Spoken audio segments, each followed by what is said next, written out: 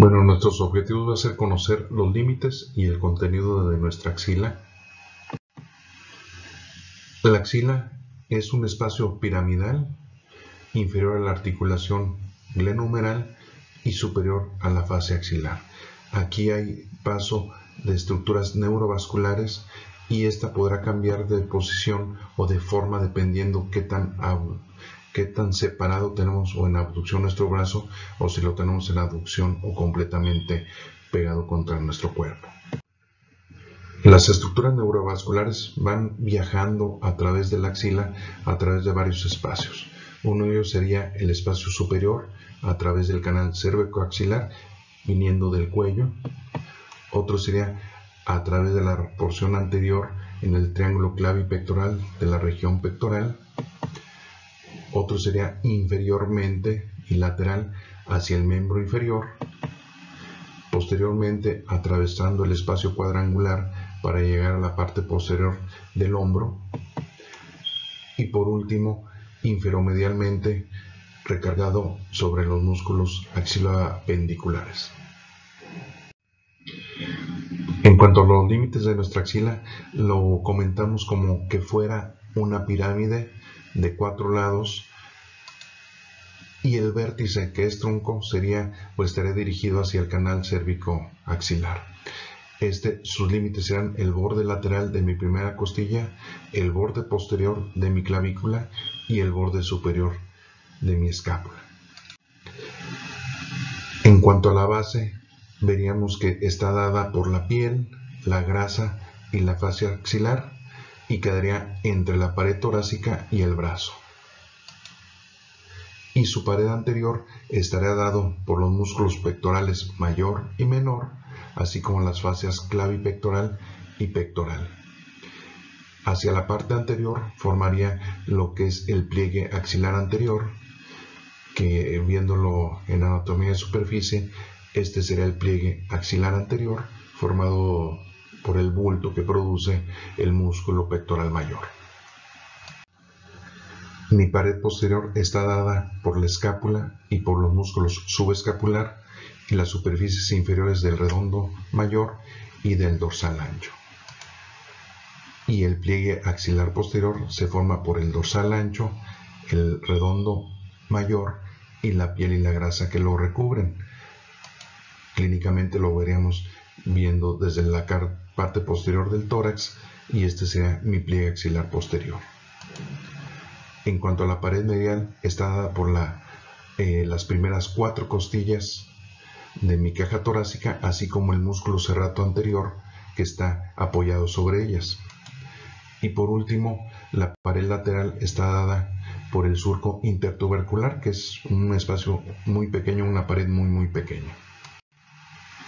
En cuanto a su contenido, veríamos que están los vasos axilares, así como vasos y ganglios linfáticos y grasa que está rellenando o recubriéndolos toda esta área. También los nervios o fascículos del plexo braquial, y estas a su vez irán rodeadas por la vaina axilar, que es una condensación de la fascia prevertebral. Le forma una funda, no una funda muy firme, pero sí les da soporte o cierta protección a las estructuras vasculares, también para mantenerlas unidas o juntas. Si lo vemos esquemáticamente, aquí ya retiramos todos mis ganglios linfáticos y la grasa y únicamente dejamos las estructuras neurovasculares, que aquí tendríamos mi arteria axilar, mi vena axilar, así como parte de los fascículos y de los nervios del plexo braquial. En cuanto a la arteria axilar, esta inicia en el borde lateral de la primera costilla y termina en el borde inferior del dorsal ancho. Y esta se divide en 3 porciones por el pectoral menor. Aquí lo veremos esquemáticamente. Retiramos nuestro pectoral mayor, apreciamos nuestro pectoral menor. Aquí alcanzamos a apreciar mi primera costilla, entonces este será el borde lateral de mi primera costilla y este sería mi músculo dorsal ancho, su porción más inferior. Entonces toda esta porción de vasos serán los vasos axilares.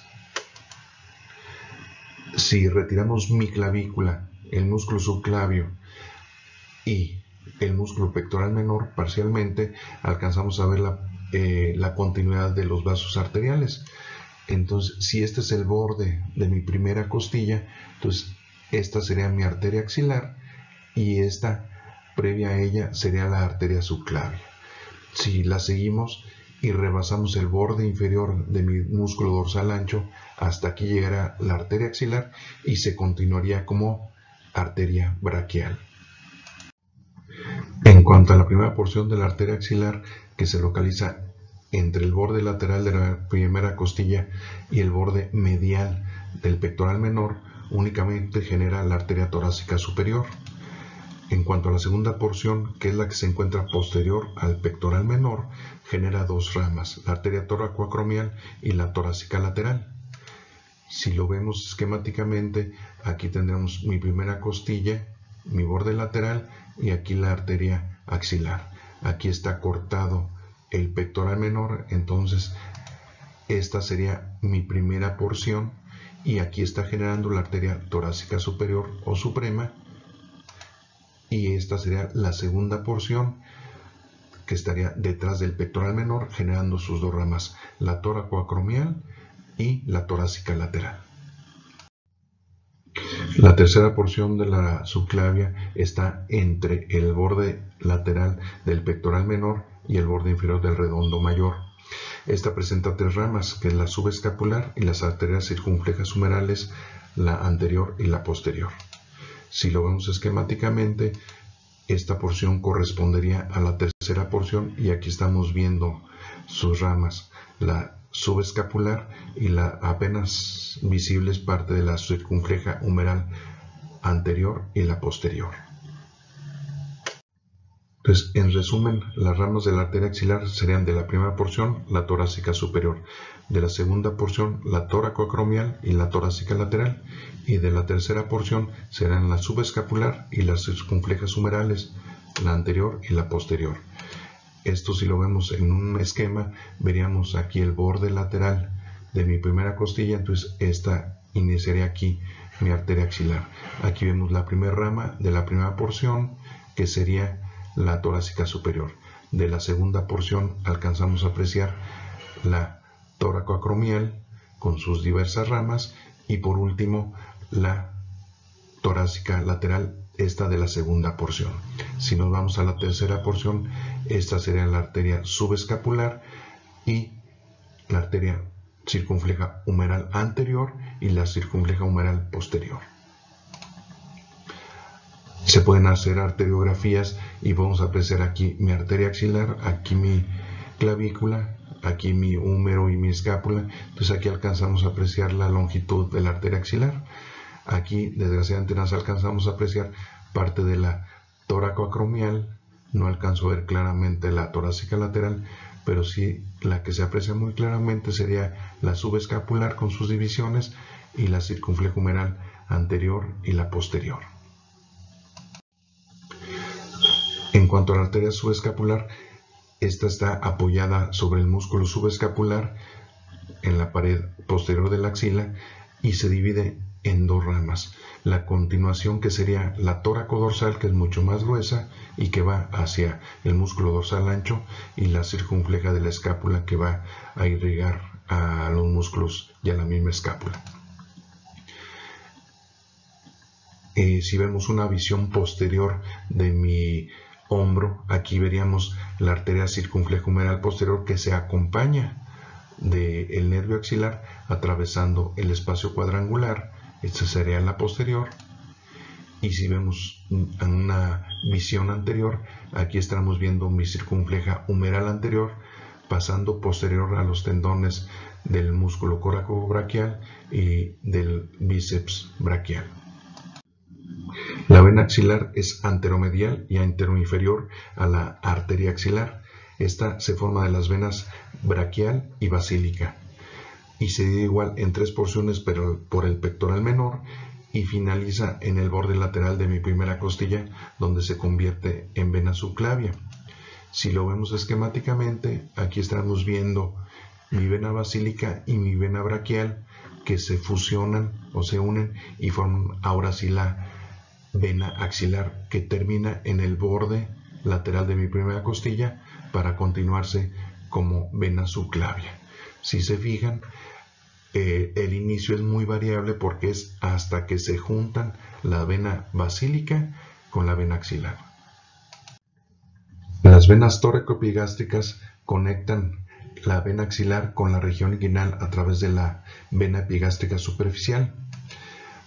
Si aquí vemos la región inguinal, aquí estarían parte de las venas epigástricas superficiales dirigiéndose a la axila.